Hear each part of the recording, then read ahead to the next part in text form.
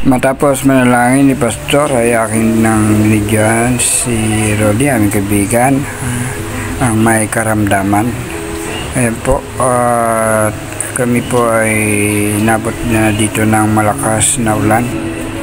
Ayon po pala sa kwento, siya daw po talaga ay mahilig sa soft drinks. Kada kain, hindi mawawala ang soft drinks. Biro mo, ilang araw tayong nakain, 3 araw, bukod pa yung mga merienda. Dahil nga mananahi, laging gutom, yan, kundi soft drinks, ihaw-ihaw ang nakain niya, matatabang pagkain. Siya po pala ay naoperahan sa kidney. Ang isang kidney niya po ay wala na. Sa kasalukuyan po daw siya ay nagda-dialysis at hindi na po siya makalakad, kaya kung siya po ay mag-dialysis at dadali sa center ay may tagabuhat po. Binisita namin siya, kaibigan na nakaratay sa karamdaman. Yun po, kaya kailangan po talaga maingat tayo sa ating pagkain, no? Kaya naging epekto ng kada soft drinks, pagkain ng matataba, ayan, ay ang karamdaman. Ayan, bayaw siya ni Sister Luz na aming ka-churchmate. Yan po ngayon ang kalagayan niya. Tatandaan ko ay siya pala yung aming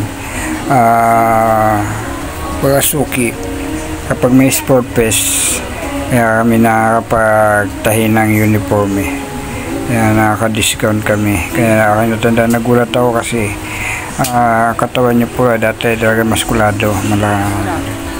Yan po, siya ay mananahi at sa kanya kami nagpapatahi ng jersey basketball uniform. At hindi ko akalain na ganito na pala ang naging kalagayan niya.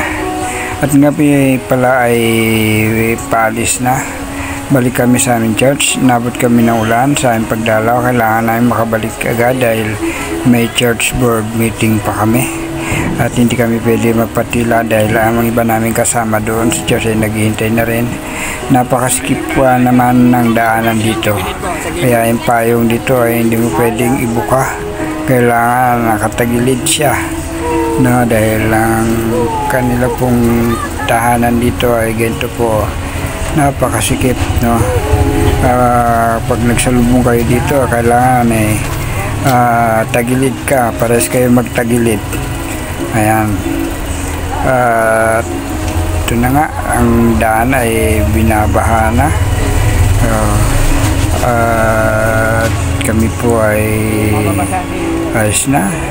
At ang handle po ng aking payong ay sasabit yan. Sasabit, hindi ko po matupi dahil may hawak akong cellphone. Ayan, ngayon babalik si Brother J. Babalik si Brother J para tiklopin. Ayun po, maraming salamat Brother J. Hindi ko matupi, may hawak na cellphone, pasensya na po. Ayan. Habang lalakad, nagbibideo, ayan na po yung aming dadaanan. Ito po, Sister Luz, patawa-tawa na lang. Kahit inabot na ng malakas na ulan.